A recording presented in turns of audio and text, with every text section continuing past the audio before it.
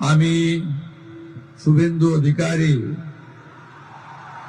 ঈশ্বরের নামে শপথ করিতেছি যে বিধি দ্বারা স্থাপিত ভারতের সংবিধানের প্রতি আমি অকৃত্রিম নিষ্ঠা ও আনুগত্য পোষণ করিব।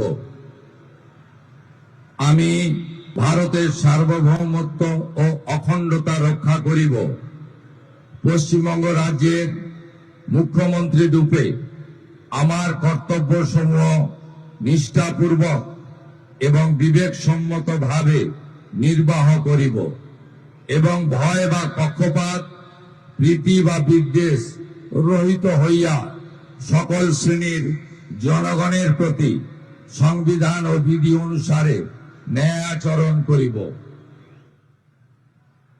আমি শুভেন্দু অধিকারী ঈশ্বরের নামে শপথ করিতেছি যে পশ্চিমবঙ্গ রাজ্যের মুখ্যমন্ত্রী রূপে যে কোনো বিষয় যাহা আমার বিবেচনার জন্য আনিত হইবে বা আমি জ্ঞাত হইব, তাহা মুখ্যমন্ত্রী রূপে আমার কর্তব্য সমূহের যথাযথ নির্বাহের জন্য যেরূপ আবশ্যক হইতে পারে তদ্গতিকে আমি প্রত্যক্ষ বা পরোক্ষভাবে কোন ব্যক্তি বা ব্যক্তিগণের নিকট জ্ঞাপন করিব না বা প্রকাশ করিব না।